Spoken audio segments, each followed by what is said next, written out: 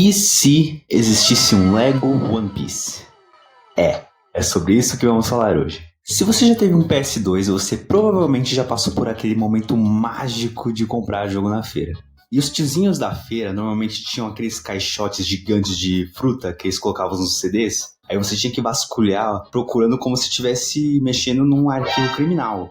E nessa procura você provavelmente já deve ter esbarrado num jogo da franquia Lego. Se esse foi o seu caso, parabéns, porque definitivamente não foi o meu. Eu lembro que a primeira vez que eu joguei Lego, eu tava na casa de um amigo e a gente já tinha passado horas jogando. Até que ele virou pra mim e falou: beleza, vamos ver esse aqui agora. E maluco, quando a gente começou a jogar, eu fiquei encantado, eu me cativei de uma maneira assim absurda. Ainda mais porque é em co-op, ou que nem diz o brasileiro, jogo de dois. Então ficou mais divertido ainda, porque eu amo co-op. O jogo pode ser uma merda, mas só de ter co-op já torna ele automaticamente mais legal. Enfim, depois desse dia fatídico, eu passei a jogar vários jogos da franquia Lego. Star Wars, Piratas do Caribe, Batman. Então é bem justo dizer que eu adoro a franquia Lego. Beleza, mas aonde que eu quero chegar com isso? Então, eu já fiquei várias vezes fantasiando com essa ideia de ter um Lego One Piece. Tanto que eu já cheguei até a fazer uma thread no Twitter sobre isso, porque eu realmente acho que encaixaria muito bem. Só que, não satisfeito em ficar passando vontade com um jogo que nunca vai existir, eu decidi fazer vocês passarem vontade junto comigo. Nada une mais as pessoas do que o sentimento de tomar um apoio coletivo. Então eu vou falar sobre como funcionaria, tudo que eu gostaria que tivesse nele, beleza? Então vamos embora.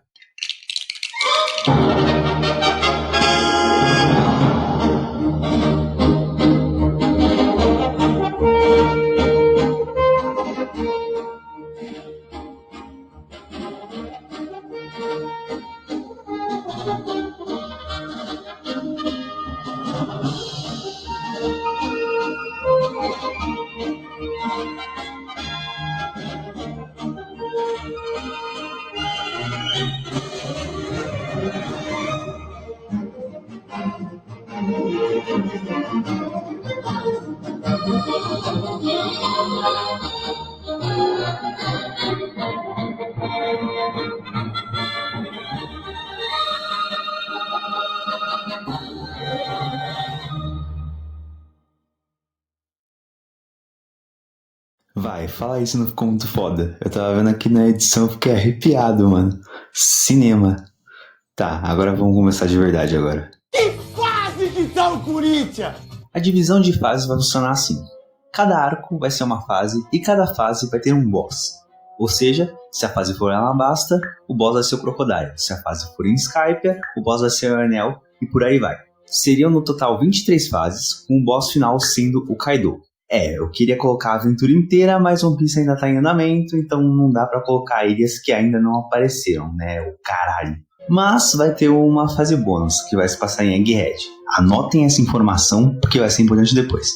E claro, quando você terminar cada fase, apareceriam os famosos coletáveis, que variam conforme cada Lego, mas aqui no Lego One Piece nós teremos 4 coletáveis.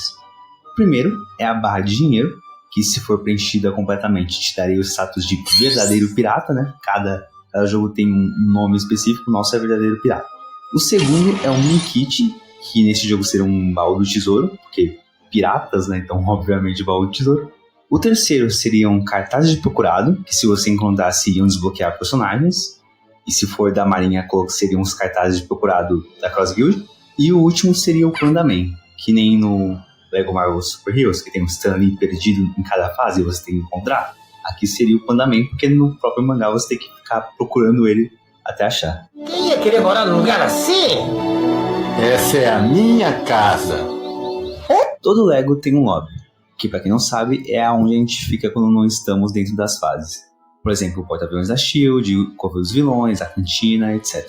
E o nosso lobby, obviamente, vai ser o Thousand Sunny. Aí, além da gente poder andar pelo navio e explorar ele, o que por si só já seria muito foda, a gente poderia interagir com os personagens. Ah, mas como assim? Bom, no Lego Marvel Super Heroes, tem uma sala que é especificamente da Gwenpool. Ali você pode falar com ela, acessar os cheats do jogo, seria algo mais ou menos nesse estilo. Cada Mugiwara ficaria em um lugar específico, você poderia interagir com eles para fazer alguma coisa. Tipo, falar com a Nami para acessar as fases, falar com o Jinbe para fazer um fast travel para outra ilha, ou fazer um minigame de canhões com o Sop, por aí vai. Mas é claro, essa só é a parte principal do lobby. Como todo Lego, a gente também tem um mundo aberto para explorar, fazer missão e todas essas coisas que a gente gosta. E é aí que entra a Grand Line. Nesse mundo aberto teriam várias ilhas para a gente explorar e fazer missão, e isso daria a oportunidade da gente explorar ilhas que nunca foram mostradas no anime, tipo aquela ilha de raios. E claro, para ficar mais conveniente, em toda a ilha você poderia ter acesso a barcos e fazer fast travel, porque vão ter personagens que não vão poder entrar na água, né? Então isso é conveniente pra caramba. Ninguém merece fazer uma puta viagem só pra chegar numa ilha e fazer uma missão de 2 minutos. Um homem! Uma máquina! Uma besta enjaulada com ódio! Uma coisa muito importante nos jogos de Lego são as mecânicas. Para você precisar usar cada personagem, eles têm que ter alguma individualidade que faça necessário você utilizar eles. Por exemplo, se você precisa ativar uma máquina, você não vai escolher o Luffy porque o Luffy é muito burro e não sabe mexer com máquina. Então você teria que usar o Frank porque ele sim sabe mexer com isso, entendeu? Aqui no Lego One Piece nós teríamos 15 mecânicas. Primeira, acrobacia, para personagens como o Sanji e o Kobe. Alvos, para personagens como o Sop e Vanalgo, para atirar de longe. Derreter ouro, para personagens como Ace e Kizaru. Explosivos que destroem blocos prateados, para personagens como o Mr. 9, a BB5. Cortes de espadas, para personagens com ataques cortantes, tipo Zoro, Kuro, Mihawk. Tecnologia, para personagens como Caesar e o Queen e o Frank. Bateria, para personagens como a Nami, a Enel e a Carrot, né, que energizam, né, as máquinas. Mergulho, para os tritões como o Jinbei e o Arlong. Faro, para personagens como o Chopper e o Zoro. Corda, para personagens que têm cordas ou conseguem simular cordas, como o próprio Luffy, a Robin e a Vivi. Haki, para personagens com Haki. Congelamento, para personagens como Aokiji, Brook e Yamato. Força, para personagens como Barba Branca e o próprio Luffy. Iluminação, para personagens como Kizaru ou qualquer outro que tenha lanterna ou que emita luz. E manipulação, para personagens como a Perona, Hancock e o Bon Clay. Agora chegamos na parte que eu sei que é o que vocês mais querem ver. O criador de personagens. É lógico, pô. Vocês acham que eu não sei que vocês querem poder criar o próprio pirata, colocar 4 trilhões de poderes nele? É claro que eu vou colocar isso aqui. O criador de personagens vai ser muito variado. Você vai poder customizar cada parte do seu personagem com variação de cabelo, roupa, arma, poderes, efeitos, enfim, né? Tudo que a gente gosta. Além de poder escolher qual grupo você vai se associar. Os piratas, a marinha, revolucionários, tudo mais. E esse criador de personagem vai estar onde? Na ilha de Egghead. Lembra que eu falei pra vocês anotarem? Então, no próprio mangá, lá em Egghead, mostram que eles conseguem criar órgãos e criar clones. E bom, normalmente no Lego os criadores de personagens aparecem em cápsulas, então encaixa certinho com o Egghead. Tá vendo? Foi tudo planejado, foreshadowing. Eu até fiz um experimento aqui e criei o Brook e a Nami pra ver como ficariam, e até que ficaram bem legais, cara. Eu consigo imaginar isso acontecendo.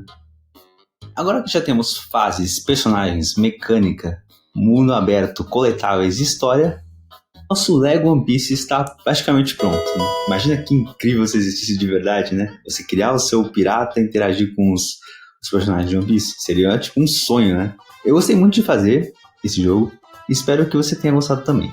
Agora é só esperar a Warner ter boa vontade de tornar isso real daqui uns 50 anos.